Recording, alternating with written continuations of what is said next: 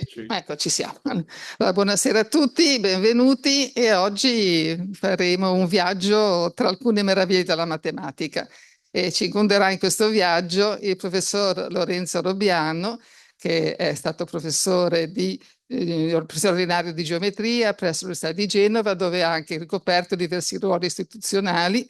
Lo ricordo direttore del Dipartimento di Matematica nel Senato accademico, adesso vado a vedere le altre cariche, consiglio di amministrazione, università e quant'altro. Comunque si è interessato anche ad altro, il professor Robiano, ha sicuramente una cosa devo aggiungere, che per quanto riguarda la ricerca è stata l'algebra computazionale, diciamo, il suo pezzo forte, per la quale ha pubblicato numerosi articoli di rilevanza internazionale. Comunque il professor Robiano si è interessato anche ad altro, non soltanto matematica, sicuramente scrittura, potremmo dire così, poesia, fotografia e quant'altro. E ha pubblicato anche libri in questo senso, quindi in cui c'è sia la matematica sia anche alcune di queste cose che ho nominato. Sì, questo va bene e credo che sia legato proprio all'algebra computazionale, no? Se non sbaglio, questo tipo di congresso. Allora, per cosa ci racconterà oggi il professor Robiano? Vabbè, il titolo è Meraviglie della matematica, teoremi e espressioni della creatività. Oddio, ci farà fare un viaggio, e leggo qua che sarà un viaggio tra gli esponenziali, sarà un viaggio tra i quadrati magici, oppure vado a leggere chiaramente ancora, tassellazioni oppure equazioni legate al caos, usi non matematici delle figure aree e quant'altro. Penso che sia il caso di dare il microfono al professor Robiano e ricominciare. Sì.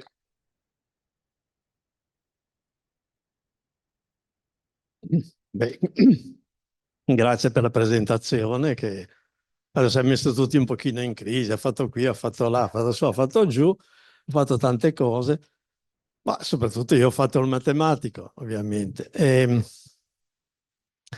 Ho messo quella immagine all'inizio, perché per due motivi, per dichiarare qual è la mia età, lo vedete, e il fatto che quella parola cocoa si riferiva a quello che diceva la professoressa, nel senso che effettivamente cocoa è un software che è stato diciamo, creato all'Università di Genova sotto la mia guida, sostanzialmente è un software diciamo, che riguarda l'algebra computazionale e che viene effettivamente utilizzato da ricercatori in tutto il mondo.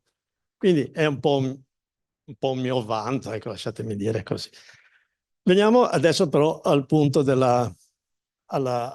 diciamo, al contenuto della conferenza. Allora, comincio dicendo che faremo un viaggio, come c'è scritto, per scoprire alcune meraviglie, avendo come linea guida la creatività. Ho messo in evidenza due parole chiave, meraviglia e creatività. Allora, la parola meraviglia in italiano di solito viene usata sostanzialmente con due significati un po' diversi. Mi meraviglio che tu sia arrivato in orario, si dice a una persona che solitamente è in ritardo, quindi è come dire sono stupito, cosa è successo? Ho visto un meraviglioso tramonto, anche questo è un senso di stupore, ma di natura diversa, è un apprezzamento, una cosa così. Ora, ai non matematici, che la maggior parte dei presenti sono non matematici, sembrerà strano che si possa parlare di meraviglie all'interno della matematica, ma invece è proprio così. Cercherò di darvi qualche esempio per poi farvi capire perché faccio questa affermazione. Meraviglia in entrambi i sensi, stupore, bellezza, eccetera. Creatività. La parola creatività è di nuovo una parola importante, viene usata e abusata in tante maniere. Si dice la creatività qui cresce, diminuisce. Io penso sempre che la creatività sia una dote naturale di ciascuna persona. Il vero problema è come uno la utilizza. La capacità, diciamo, di utilizzare la propria dose di creatività con cui è nato determina spesso il successo, diciamo, nella vita, sia professionale che anche, diciamo, nella vita più in generale. Bene, e questo che è stato già detto, faremo alcuni incontri particolari, vi preannuncio appunto qualcosa che riguarda le esponenziali, quadrati magici, tassellazioni, e poi faremo una breve digressione finale su qualche cosa, siccome è stato detto che io mi occupo anche un po' d'altro, su qualche cosa che riguarda un po' più da vicino la fotografia, legata sempre a qualche concetto matematico, perché il tema conduttore è quello. Allora, esponenziali, c'è scritto percezione errata, punto interrogativo. Perché dico questo? Perché molto spesso nel linguaggio comune si sente dire ah, c'è stata una crescita esponenziale non so, dell'influenza, c'è stata una crescita esponenziale, diciamo, del valore di un determinato bene. Oppure, non so, ma insomma, viene spesso usata la parola esponenziale, ma nel linguaggio comune viene usata male, nel senso che esponenziale, quelli che dicono esponenziale non vogliono dire esponenziale, dice una crescita ampia, veloce, perché effettivamente diciamo, nell'immaginario, nella persona che non ha un'abitudine, non ha un approccio matematico, la parola esponenziale non risuona molto bene e non è compresa molto bene. Vi faccio un esempio banale, probabilmente molti di voi lo sapete, lo sanno già, allora si rendono già conto di cosa sto dicendo. Ma prendiamo un foglio, prendiamo un foglio,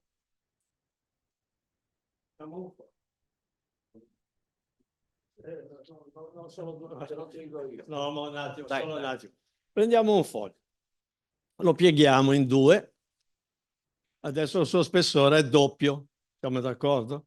Lo pieghiamo ancora, il suo spessore adesso è quadruplo, eccetera. Ora mi puoi dare. E così via.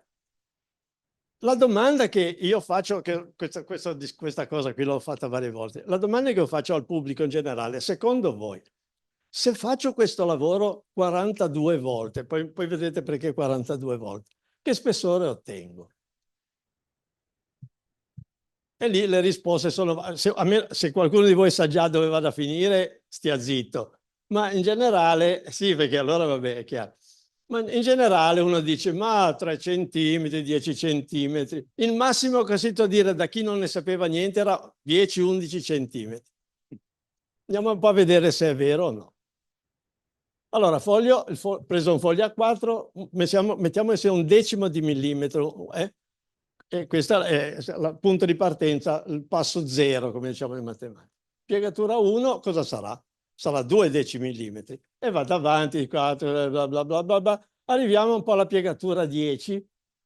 Alla piegatura 10 siamo a circa 10 centimetri. Alla piegatura 10 siamo a circa 10 centimetri. Lo si vede da quella tabella con i numerini. Vedete che nel frattempo sul lato destro dell'immagine ho scritto gli esponenziali, 2 alla 0 che è 1 per definizione, 2 alla 1, 2 alla 2, eccetera, eccetera. 2 alla decima siamo arrivati a quella cosa lì. Adesso per farla breve, vedete che ogni 10 piegature si moltiplica circa per 1000, da un decimillimetro a 10 centimetri. Ci siete? Ok? Quindi diciamo che ogni 10 piegature si moltiplica per 1000. Che vuol dire che alla piegatura 20 avremo 100 metri, ok? Alla piegatura 30 avremo circa 100 chilometri. Alla piegatura 40 avremo circa 100.000 chilometri. Alla piegatura 42 abbiamo circa quello che è un po' più che la distanza tra la Terra e la Luna. Ecco perché ho scelto 42 così, perché dare un'immagine. Evidentemente è una cosa che fisicamente non si può fare, ma diciamo dà l'idea di cosa vuol dire esponenziale. Perché 2 alla 42 è quel numero lì. Ok? È circa 4.400 miliardi, 2 alla 42. È quello che ho fatto, piegato 42 volte, ho fatto 2 alla 42. Ok? Lo sapevate già? No. Beh, adesso ne sapete una in più da raccontare a qualcuno e fregarlo. Dite, quanto è secondo te? 10 centimetri? Ma, no, un po' di più. Ma dai, abbondiamo mezzo metro. No, distanza Terra-Luna. Va bene. Secondo argomento, quadrati magici. Quadrati magici. Quadrato è una parola matematica, magico è una parola apparentemente non matematica, ma vediamo un po'. C'è lì una figura che forse in fondo non si vede tanto bene, ma adesso vediamo meglio. Rappresenta, diciamo, un'immagine scritta sul dorso di una tartaruga. Si intravede, diciamo, si intravedono le zampe e la testa della tartaruga, ma diciamo una cosa poco importante. Al centro, vabbè, non ho il puntatore, comunque al centro, diciamo, vedete al centro della figura c'è una griglietta, non so se la vedete, ma vabbè, ma non importa, ma tanto adesso la vediamo meglio, con dei simboli. Quella griglietta, diciamo, diciamo sostanzialmente un quadrato dentro un cerchio, se lo vedete, e si chiama lo shu. Perché si chiama lo shu? È una cosa che riguarda circa 2800 anni avanti Cristo, è nella tradizione cinese, e c'è scritto che è legata sia alla matematica che alla divinazione. Vedete il connubio tra matematica e qualcosa, diciamo, che di matematica è una cosa di tipo molto diverso. Allora, la leggenda dice che c'era stata una disastrosa piena del fiume Lo, da cui nasce la parola Lo Shu, da cui emerge una tartaruga divina. Questa tartaruga divina ha sul dorso inciso un quadrato magico. Ecco, vedete la divinazione e la magia. Allora vediamo meglio. Dicevo che in mezzo a quella figura c'è un reticolino, adesso ve l'ho scritto bene, scritto che si vede bene, e anche portati quei simboli, portati nei numeri che noi capiamo, e ci sono quei numeri. Direte, beh, allora? Questo è quello che si vede, appunto, vi ho evidenziato quello che si vedeva sul dorso della tartaruga divina che è emersa dal fiume in pieno. Ora, perché lo chiamiamo quadrato magico? Perché fate un po' la somma degli elementi della prima riga, quella riga in alto, 15, della seconda, 15, della terza, 15, prima colonna, 15, seconda, terza, 15, e le due diagonali, 15. Sì, siamo in quell'argomento. Allora, la magia di questo quadrato è che questi numeri hanno questa proprietà. E quindi ci viene detto somma magica. Okay? Allora, la configurazione venne, diciamo, considerata simbolo dell'armonia universale perché ci sono tutti i numeri da 1, che è l'inizio delle cose, a 9, che è il completamento delle cose. Ci sono, vedete, tutti i numeri senza ripetizione, c'è 1, 2, 3, 4, 5, e quindi col 5 centrale, il numero 5 poi tornerà anche in un altro argomento, che sono considerati bene auguranti. La somma magica 15, questa è molto interessante, fu interpretata come la durata di ciascuno dei 24 cicli dell'anno solare. Se noi abbiamo 12 cicli e il numero diventa 30, quindi vuol dire come il mese, è il numero dei giorni del mese, là era il numero dei giorni del ciclo perché sono il doppio. L'alternanza dei numeri pari e dispari sulle caselle periferiche era interpretata come un alternarsi armonioso di yin e yang, sapete, yin il nero, yang il bianco, giorno, notte, eccetera, eccetera, che è anche, diciamo, un punto essenziale della filosofia taoista.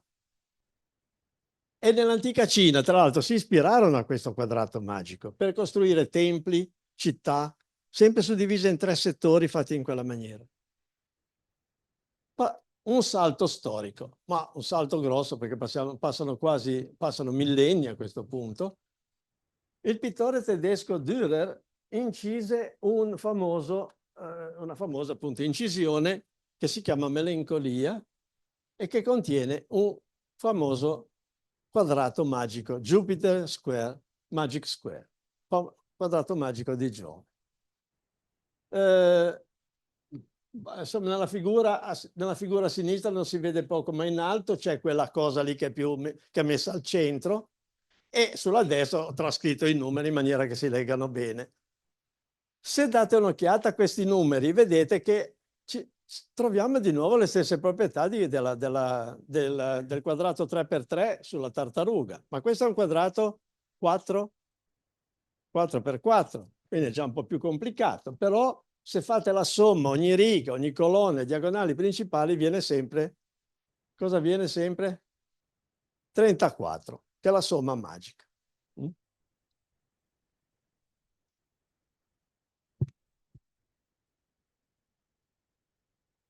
Allora, a questo punto, adesso facciamo un minimo di matematica, perché il matematico, di fronte a un esempio così, comincia a chiedersi, ma come sono costruiti? Quanti ce ne sono? Sono tanti, sono pochi, sono così, sono rari? Bene, allora il matematico si mette al lavoro, in questo caso usa strumenti molto sofisticati di algebra, piuttosto elevata, roba da quarto anno di matematica o anche di più, e scopre che facendo dei calcoli un po' complicati diciamo, ce ne sono circa 164 milioni. Allora dice, vabbè, allora quale magia, che magia è? Non c'è nessuna magia, sono tantissimi.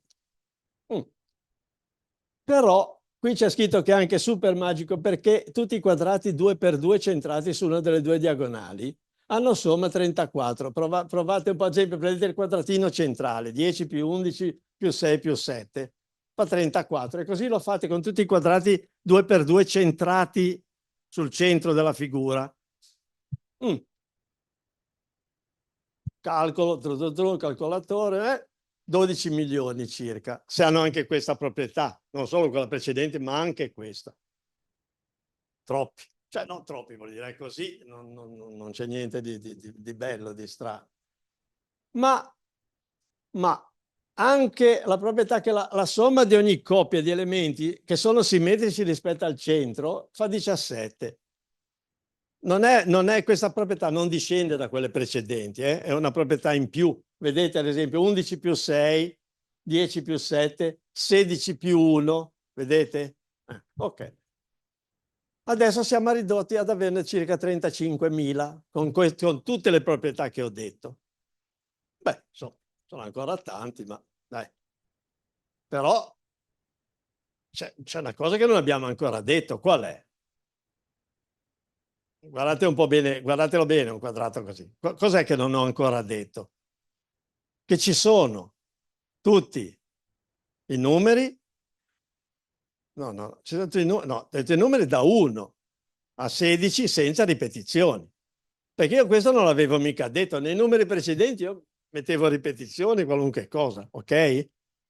Quindi anche un quadrato fatto tutto da 1 andava bene, ma non era di questo. Va bene. Ok. Quindi adesso questo l'ho ancora scritto, ecco, a questo punto, facendo il conto, mi viene che tutti i quadrati che hanno tutte le proprietà precedenti sono 384. Sono ancora tanti, ma cominciamo già a ragionare. Solo che a questo punto c'è... Ah, vabbè, no, niente, questa domanda la faccio agli studenti, quindi non sentitevi obbligati a rispondere. Cioè, ne facevo agli studenti, ora studenti non ne ho più, ma vabbè. Qui c'è veramente la genialata di Dürer. Questo strano personaggio ha avuto la genialata di metterci, vedete nell'ultima riga 15 e 14, in centro? 1514 è l'anno in cui lui l'ha fatto. Quindi se c'è scritto l'anno nel quadrato magico, vedete, quindi nell'ultima riga, lo vedete? C'è 4, 15, 14, 1, l'ultima riga. Allora vedete 15, 14 e 1514 è l'anno in cui è stato composto. Adesso se ci mettiamo anche questa proprietà ce ne sono solo 4. Vabbè, allora comincia a essere interessante. Ma dei 4 rimanenti solo 2 hanno la proprietà che le colonne, che le colonne hanno i numeri in ordine crescente o decrescente, e questo al quadrato di Dürer non ce l'ha. Poteva far meglio. Poteva far meglio, l'abbiamo fregato. Ora ce ne sono 2. Praticamente è quasi lo stesso, solo che c'è uno scambio tra la prima e l'ultima colonna. Ma comunque, diciamo, sono 2. Dunque, pare che alcuni astrologi del Rinascimento credessero che il fascino del quadrato magico di Dürer potesse curare la malinconia. Infatti si chiama melancolia, era il nome dell'incisione. E addirittura qualche alchimista pensava che potesse essere utilizzata per convertire metalli in oro. No, Vi dico subito no, non ci provate, no. Non ci provate perché non succede. Momento. Però, vi consiglio di portarvi a casa uno di quei quadrati. Magari l'avete fotografato, lo vedete. E guardatelo bene perché tutti questi... Cominciate a pensare che qualcosa di magico c'è, perché c'è tante di quelle proprietà. Prendere 16 numeri, metterli insieme in quella maniera e mantenere tutte quelle proprietà che vi ho detto e poi alla fine trovare che ce ne sono solo due insomma, non è una cosa... Vabbè, abbiamo fatto un po' di matematica, ma spero di averla resa vivace, diciamo così. Bene, passiamo al terzo argomento.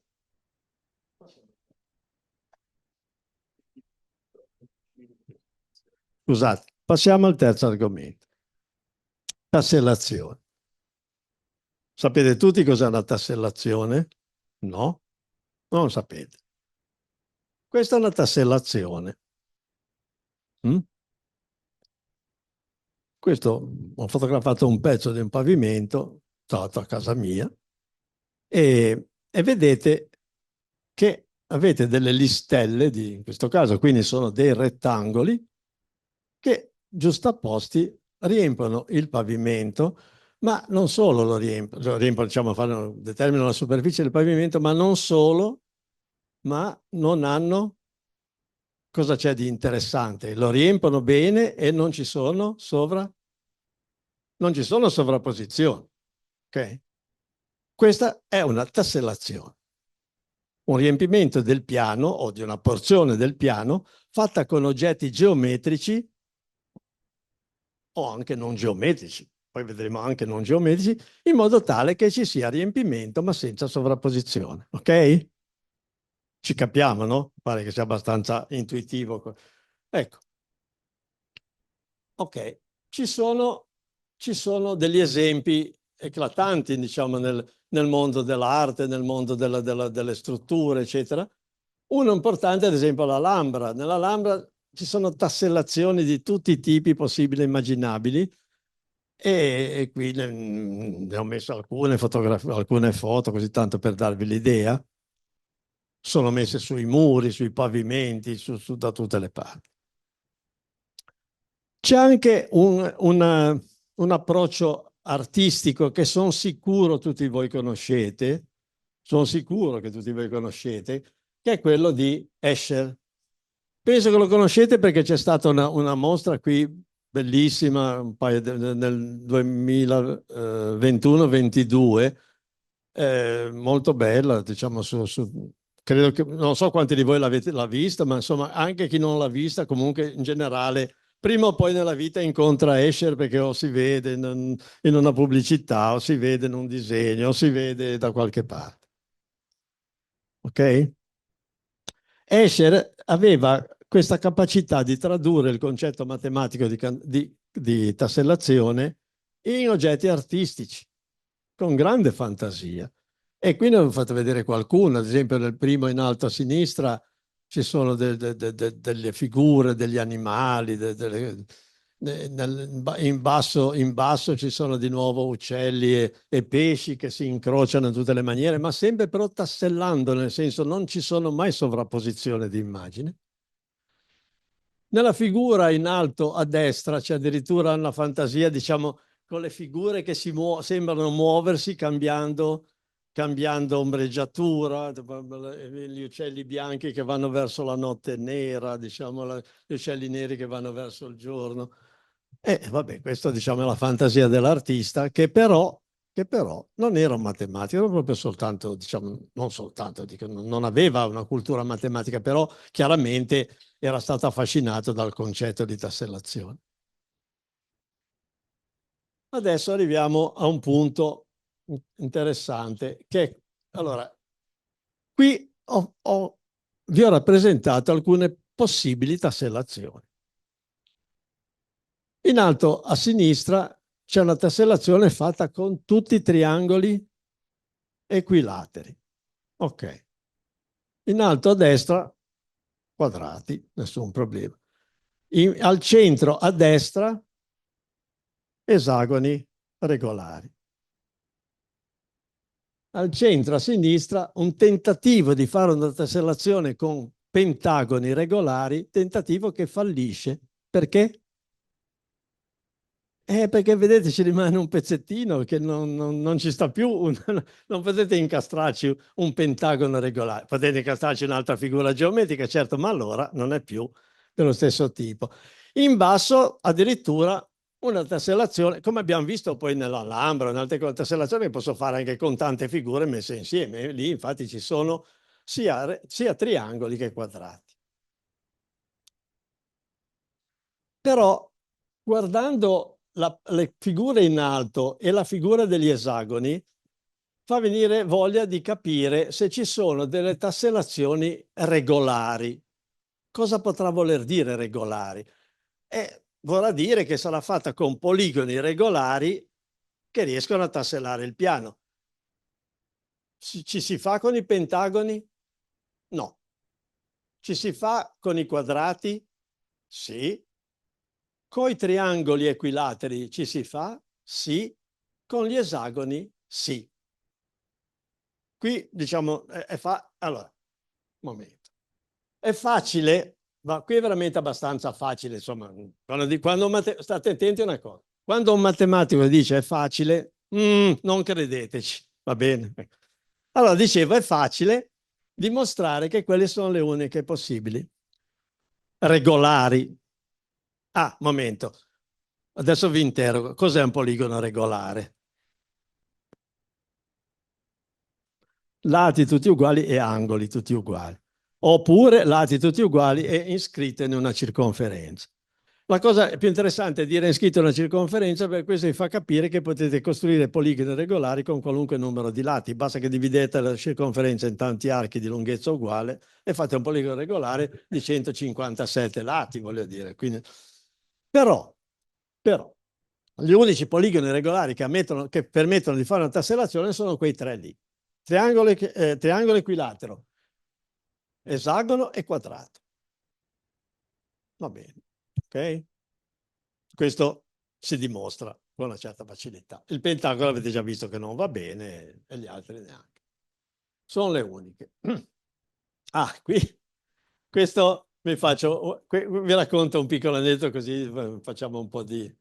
Tanto mi faccio un po' di autopubblicità, ma nel frattempo teniamo un tono, diciamo, leggero. A un certo punto io ero in Iran, ero in Vietnam, perché mi viene a dire io. Ero in Vietnam a fare ricerca matematica. A un certo punto, e con un collega tedesco, ci invitano a fare una conferenza divulgativa in un villaggio, in una scuola remota, al confine con la Thailandia. E mi dico, ma cosa dobbiamo dire? Ma raccontatevi un po' alcune cose così divertenti.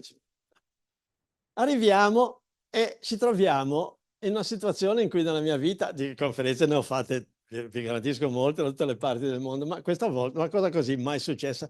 Non siamo accolti come professori di matematica che vanno a fare una conferenza, siamo accolti come star. Canti, balli, presentazioni, vabbè.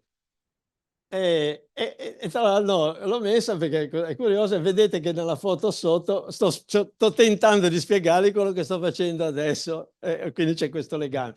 E la cosa ancora più curiosa è che io dicevo una frase in inglese e dovevo aspettare qualcuno che la traducesse in vietnamita. E allora, insomma, non so questi poveri ragazzi. Guardate un po' quanta gente che c'era, tutti vestiti uguali in questa scuola. Era una tassellazione di studenti, sì, giusto. E va bene, così, va bene. È stata un'esperienza veramente interessante. Comunque, sì, quest'anno, sì. Allora, andiamo avanti. Andiamo avanti e scopriamo una cosa abbastanza curiosa. Le api, qualcuno conosce le api? Sa qualcosa sulle api? Benissimo. Se sa qualcosa sulle api, sa che le cellette con cui organizzano i loro habitat, no? I favi, sono esagonali. Sono esagonali. E infatti vedete che con quegli esagoni fanno una bella tassellazione. Ma perché non l'hanno fatti quadrati? Perché non l'hanno fatti con i triangoli? Perché non li hanno fatti anche con altre figure, diciamo? Boh. Ma le api fanno gli alveari con tassellazione esagonale. Ebbene, perché? Viene fuori questa domanda, ma perché le fanno esagonali? Saranno più convenienti? Convenienti cosa vuol dire? Beh, a Genova convenienti sappiamo cosa vuol dire. Ma infatti vediamo un po' se effettivamente andiamo nella direzione genovese. Nel 36 a.C. Terentius Varro, Marcus Terentius, sostiene che la tassellazione regolare formata ad esagoni era quella che faceva risparmiare alle api il materiale di costruzione, cioè la cera. Bene, no, vabbè, lo sostiene. Ma non è che lo dimostra, insomma lo sostiene, pensa che passa un bel po' di tempo, 3 secoli almeno, e il matematico Pappo Alessandrino conferma la stessa idea. Ma conferma nel senso, sì, sono convinto che. Ma questa secondo voi è una dimostrazione? No, è una convinzione. Va bene. Allora, qual è l'enunciato corretto matematicamente parlando per affermare questa cosa? Sarebbe questa, il perimetro.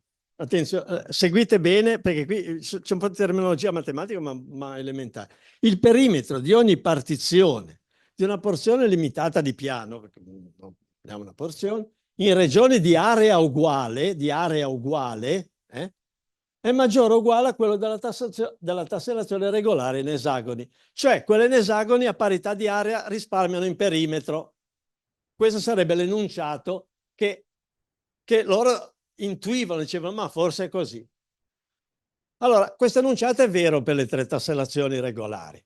Per le 3 tassellazioni regolari, di poligoni regolari, è vero perché con area 1 il perimetro nel caso dei triangoli è circa 4,56, quello dei quadrati è 4 e quello degli esagoni è circa 3,72. Quindi effettivamente tra quelli regolari l'esagono già vince. Ma ci sono altre tassellazioni, mica sono obbligato a fare in poligoni regolari. E quindi diciamo che quelle di Varro e Pappo erano quelle che in matematica chiamiamo congetture. Io congetturo che sia così. E qui succede una meraviglia. Qui la parola meraviglia è spesa veramente bene, ma proprio bene bene. Meraviglia da tutti i punti di vista, stupore e ammirazione, perché passano millenni, arriviamo, colpo di scena, arriviamo nel 2001, e il matematico americano Thomas Hales dimostra l'enunciato. Lo dimostra. Cioè il perimetro di ogni partizione di una regione, l'ho ripetuto perché è veramente questo è l'enunciato. In regione di area uguale è maggiore o uguale a quello della tassellazione regolare in esagoni. Qualunque tassellazione voi facciate, il perimetro sarà sempre maggiore di quello. E quindi, siccome sul perimetro io metto la cera, le api risparmiavano davvero la cera in quella maniera. E a questo punto succede che la congettura cosa diventa? Diventa un teorema. Cioè non è più una congettura, è un teorema. E un teorema, come dice il mio amico Eduardo Sáenz de Cabezón Irigaray, un matematico spagnolo che si capisce bene che è spagnolo già dal nome, dice un teorema è para sempre. Cioè un teorema, una volta che è dimostrato, basta, forever. È forever. Vale la pena scriverlo in varie lingue perché è vero in tutte le lingue, ma rimane c'è però ancora un problema aperto. Qual è il problema aperto? Questo è il problema aperto. Cioè, non è che le api, no, sarà mica che le api avevano già dimostrato il teorema di Hales? Oppure come ci sono arrivate? Per evoluzione? Per cosa? Forse a questa domanda non avremo mai la risposta. Bene, ok. Mi sembra che, ecco. A questo punto, diciamo, abbiamo finito, come dire, la prima parte, la seconda è più breve, ma mette insieme due parole un po' difficili da mettere insieme, anche se devo dire abbiamo già visto qualche cosa. Abbiamo già visto, ad esempio, Escher, e quindi abbiamo visto anche Dürer, che ha scolpito il quadrato magico. Insomma, quindi vuole dire, qualcosa abbiamo già visto, ma vediamo di capire qualcosa di meglio. C'è un detto molto interessante che dice così: potente la geometria, unita all'arte diventa irresistibile. Un professore di geometria è molto contento di una frase così, ma non l'ho inventata io. Perché questa frase, qualcuno sa dirmi di chi è questa citazione? Questo è un altro elemento sicuramente di stupore. Euripide. Euripide, IV secolo avanti Cristo, scrisse questa frase. No, quindi per dire che certe cose hanno non sono solo moderne. Potente la geometria unita all'arte diventa irresistibile. Vediamo un attimo una transizione breve tra il numero aureo e cosa c'entra con la fotografia, per quello siccome mi è stato parlato che fotografia, eccetera. Numero aureo è una cosa che... Lo sapete cos'è il numero aureo? Qualcuno lo sa già, qualcuno lo sa, qualcuno no. Vabbè, ma si dice facilmente. Vedete un segmento fatto di due segmenti giustapposti. Allora A più B è la lunghezza del segmento lungo, se uno è A l'altro è B. Il rapporto tra A più B e A è lo stesso che il rapporto tra A e B. Se voi costruite un segmento che è all'uguaglianza di quei due rapporti, quel rapporto è, vediamo dove arriva, quanto vale questo rapporto? Sapendo quello si fa un piccolo calcolo e si dimostra che è 1 più radice di 5 diviso 2. Qualunque cosa voglia dire, è circa 1,618. Questo è un rapporto che si chiama numero aureo ed è un numero talmente importante, talmente radicato diciamo, nelle conoscenze di tutto il mondo, nella storia, nell'arte, tutto, che c'ho scritto un po' di nomi in tutte le varie lingue che sono riuscito a trovare. Di solito viene indicato con la lettera greca Φ in onore di Fidia, che lo usò proprio nella progettazione del Partenone. Insomma, ci sono il numero aureo meriterebbe una conferenza a parte perché, vuol dire, si trova dappertutto ed è veramente una cosa molto interessante. Ma ecco, però adesso ho scritto, ma si legge? No, vabbè, c'è scritto la rivincita del pentagono regolare. Eh sì, perché il povero pentagono regolare l'abbiamo escluso prima, adesso però ritorna.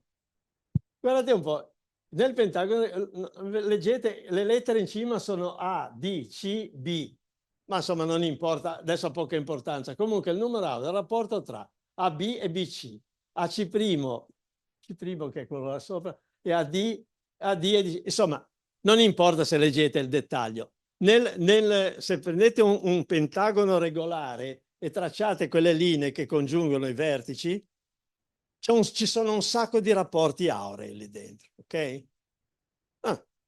E questo ha fatto sì che il pentagono è stato considerato molto anche nel misticismo, ad esempio questo è quello che viene chiamato il pentacolo, dove ci sono un po' di cose di tipo mistico, allegorico, e il numero 5 in realtà, il numero del pentagono, è sempre stato visto come umano, mistico, magico. Abbiamo 5 dita, 5 sensi, 5 sono le righe del pentagramma. I pitagorici scorsero nel pentagono l'unione del principio maschile e quello femminile, somma 2 con 3.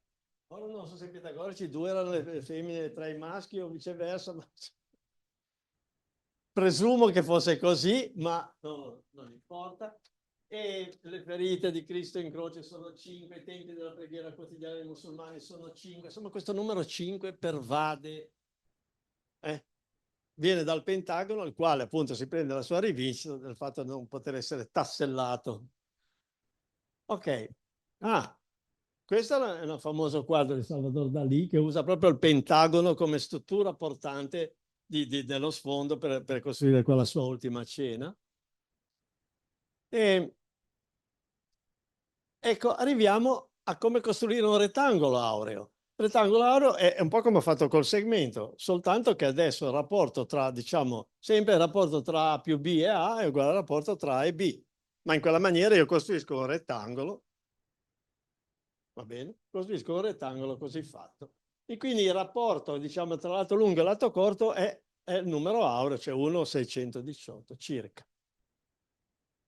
Questo numero è compreso tra 16 decimi e 16 noni, va bene? È vicino a 3 mezzi, abbastanza vicino a 3 mezzi. Perché dico abbastanza vicino a 3 mezzi? Perché quel rettangolo lì sarebbe diciamo, il rettangolo perfetto per fare una fotografia. Sarebbe perché avendo tutte queste proporzioni auree, rispetta tutti i canoni che adesso non sto a spiegare, poi non sono neanche un esperto di arte a quel livello, e quindi quello sarebbe il rettangolo perfetto. Ora, naturalmente, però, quelli costruttori di macchine fotografiche o di telefoni, eccetera, magari non le sanno neanche queste cose, e comunque approssimano. E l'approssimazione più giusta di tutte è 3 mezzi, tra quelle che esistono in commercio. Ecco. È meglio che 16 noni, 3 mezzi è più vicino al numero aureo di quanto non sia 16 noni. Infatti ho scritto, e questo è, ripeto, come ho già anticipato, è fondamentale in fotografia. Ad esempio in fotografia qualcuno di voi conosce la regola dei terzi in fotografia, che dice di mettere il soggetto mai al centro, ma in uno dei terzi quando divide in 3 parti il rettangolo. In realtà la regola dei terzi è un'approssimazione della regola della ripartizione aurea. La ripartizione aurea è quella con le stelline, i terzi sono invece quelle cose un po' come si dice, fantasmini neri. Non conoscete la regola dei terzi? Sì, se l'istinto è buono, sì. Ma non conoscete la regola dei... Allora facciamo una cosa, una volta vi invito a una conferenza fotografica, non qui perché non è la sede, così ve lo spiego bene. Vabbè, comunque, c'è un'altra cosa importante. Adesso vado veramente un po' così a puntatori qua e là, che possono essere sviluppati molto di più di così.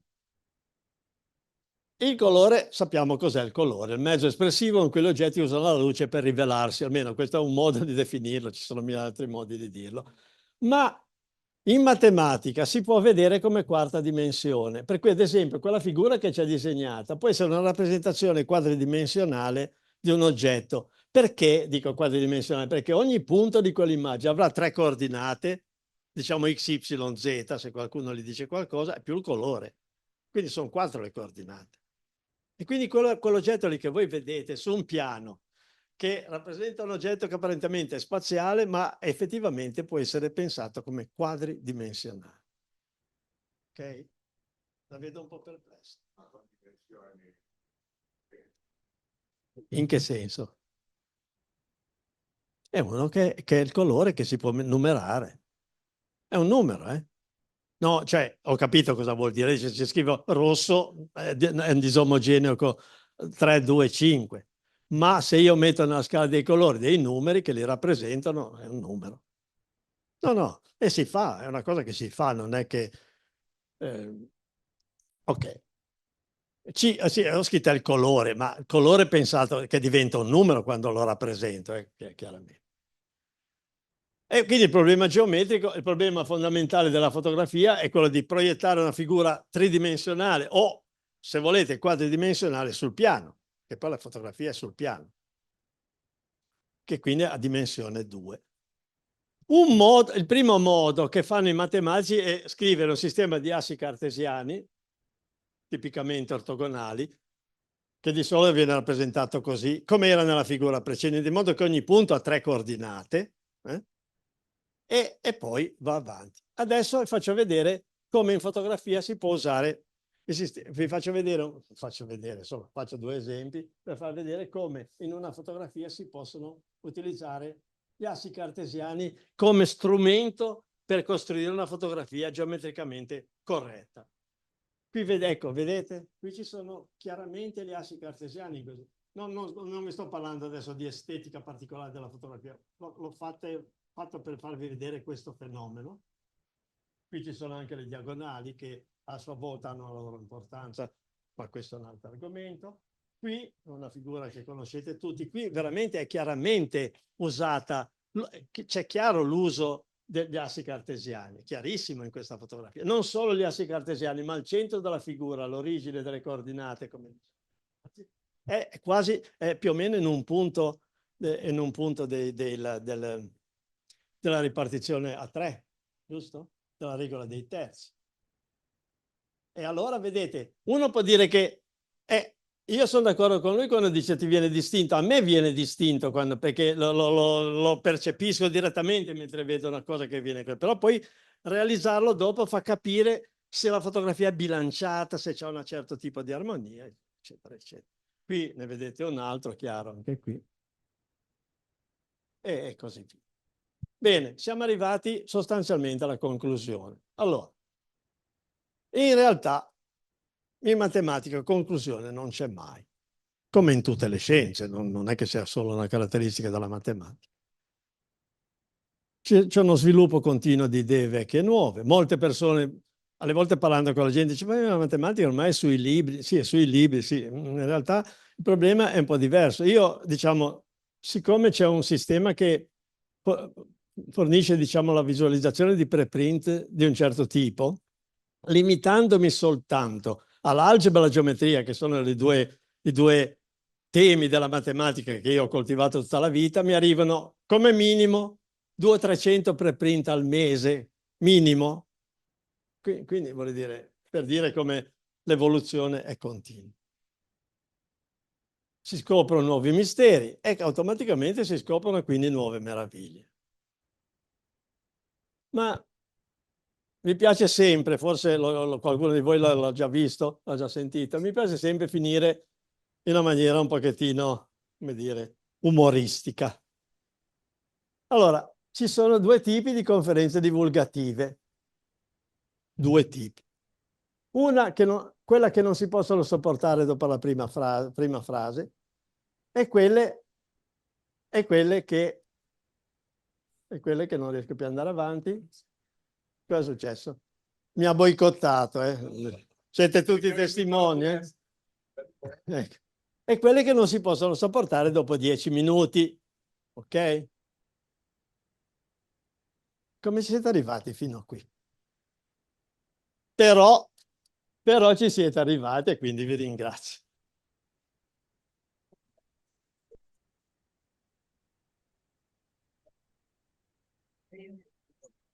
Grazie alla professor Robiano per questo viaggio e la discussione è aperta. C'è qualche domanda, qualche curiosità? Qualcuno si è incuriosito di quadrati magici, di tassellazioni? Ho capito. Non voglio fare domande perché ho paura che li interroghi. C'è una domanda. Ho visto che hanno inventato una nuova tassellazione con delle figure che si intersecano. Sì. Sì, è vero. Ma Di adesso. una cosa abbastanza complessa, sì. Qualcosa, parliamo così. Diteci qualcosa. La matematica. No, insomma, mi avete seguito? Sì. Allora, la regola dei terzi? Cosa? Ah, la regola dei terzi, torniamo alla figura, forse se torno indietro la vediamo. Sì, possiamo tornare un attimo indietro.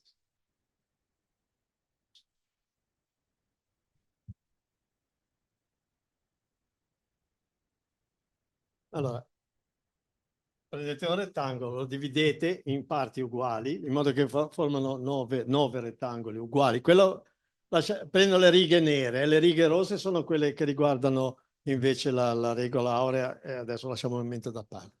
Quindi è diviso in parti uguali, quindi ogni lato è diviso in 3 parti uguali e quindi poi tracci le linee e vengono 9 rettangoli uguali.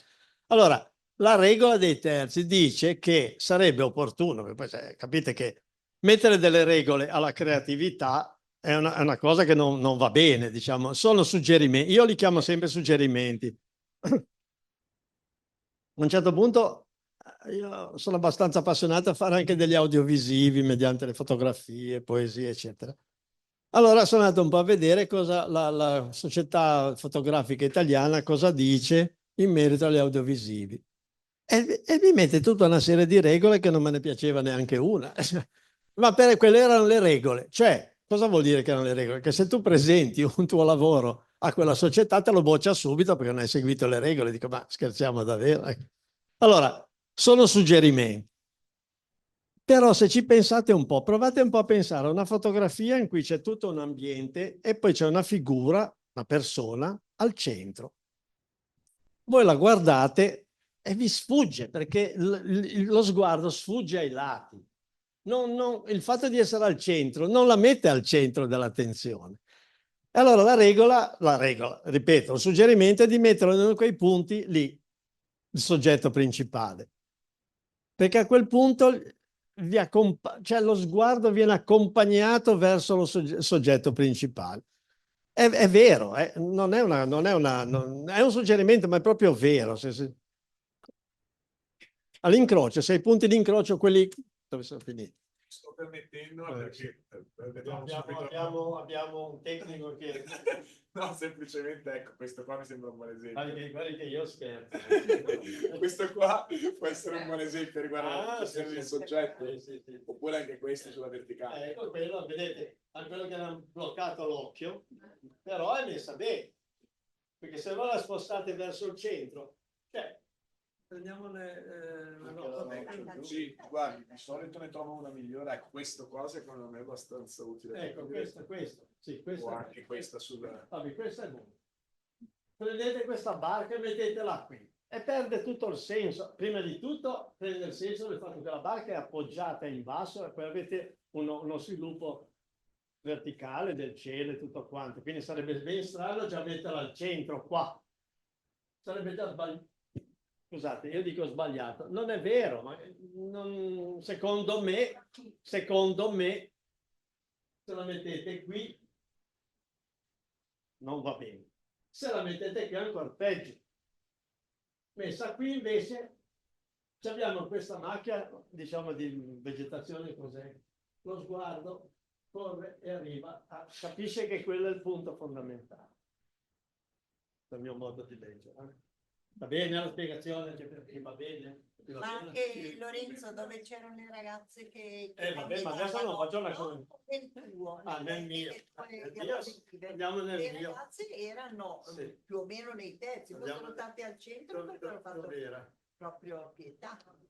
Dopo, perché dopo. Vabbè. Allora qui abbiamo, sì, allora va bene, ma avete voglia di sentire una conferenza di fotografia? È una conferenza. Allora, no, vabbè, ancora questo commento perché così rispondo ancora meglio alla tua domanda.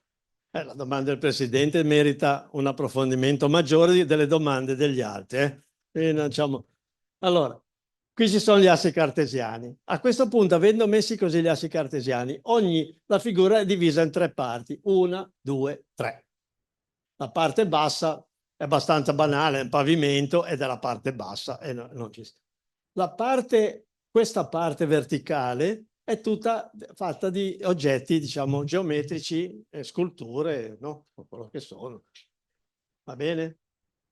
A questo punto rimane una parte, diciamo, questa parte, quella frontale, che a sua volta è come se fosse una fotografia, lei stessa. E lei stessa ha messo le teste di quelle ragazze nei terzi superiori. Non sono nei terzi superiori di tutta la fotografia, ma sono nei terzi di quella porzione di fotografia. E per me è giusto che sia così, perché questo è come il soggetto sul piano, non so come chiamare, YZ, XY, non importa come avete chiamato le coordinate, sul piano frontale, e gli altri piani hanno la loro funzione di tipo diverso. Va bene. Posso farti una domanda io? Volevo chiederti tassellazioni tridimensionali. Allora, come posso tassellare un volume con... No, tassellazioni tridimensionali sono un problema, ci sono problemi aperti. Ci sono problemi aperti su come generalizzare quel teorema lì. di Hales, e sono dei problemi ancora veramente aperti, nel senso che si è pensato a varie figure e ogni volta che è stata pensata, non regolari, non regolari. Perché nei regolari No, cosa c'è? no. Il cubo che Non sicuramente c'è è il cubo, ci tassello. sono dodecaedro, non ci sono. Di cosaedro non si potrebbe, non si perché potrebbe già più, è no, una mente certo, pentagonale, no? certo. Come alle facce pentagonali. Ma a quel punto però hanno cominciato a pensare a figure anche non regolari. E sono venute fuori delle figure talmente complicate, dove però si riusciva, che quello che le costruiva dimostrava che un goccettino era un goccettino meglio di quella precedente, e la cosa sta andando ancora avanti adesso. Quindi si studia ancora su quell'argomento lì. Domande? Ce ne sono altre? Beh, non ne... Ah, sì. No, ma era solo una banalità. In quella funzione dove ci ha fatto vedere il colore come quarta dimensione e che quindi è numerabile, in effetti mi ha fatto pensare che, diciamo, gli strumenti che utilizziamo noi di solito hanno, diciamo, 4 colori, il Pantone, diciamo, sono 4 colori, quindi si complica ancora più notevolmente il quadro che ci presentava. Sì, capito cosa volendo, uno potrebbe dire prendiamo il rosso e lo gradiamo, prendiamo il giallo, lo gradiamo, allora sono tante dimensioni. Un po' semplificata perché altrimenti, però diciamolo, sì, però è vero, giusto così. Però si può anche mettere in scala tutti i colori e farne diventare una scala lineare. Allora, in quel caso lì, diciamo, non distingue più il blu dal rosso, distingue il blu nel senso che è un numero, un certo blu, un certo numero, un certo rosso, un altro numero, ma sono in una scala in linea, diciamo, non sono separati.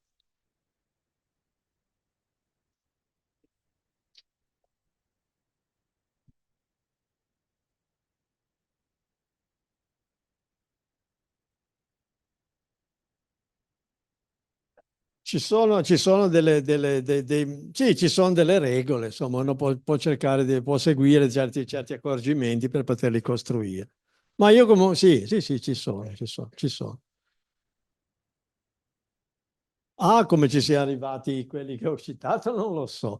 La tartaruga divina probabilmente ha avuto l'ispirazione divina, lo dice la parola stessa. E Dürer, no, non lo so. Dürer non lo so.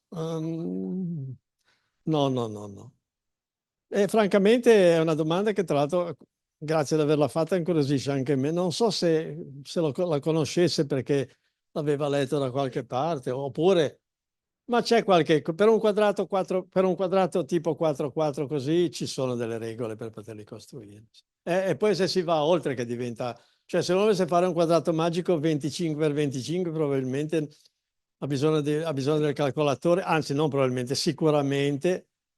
E insomma diventa un po'... Ma già così, dunque, per calcolare quei numeri che io ho scritto, per vedere quanti sono i quadrati magici con certe proprietà, è già una cosa estremamente... cioè molto più complicata di quanto uno possa immaginare. Cioè non è che uno va a fare il conteggio. Deve metterci una struttura algebrica di un certo tipo, deve andare a vedere in questa struttura algebrica cosa succede, deve costruire una funzione matematica molto speciale che conta certe dimensioni di spazi vettoriali, vabbè, insomma, parole strane, e poi quel numero è il numero. E, insomma, allora diventa un po'... Lì diventa veramente tecnico, cioè far vedere come si fa a costruire, a calcolare quei numeri, sarebbe un seminario di alto livello di matematica.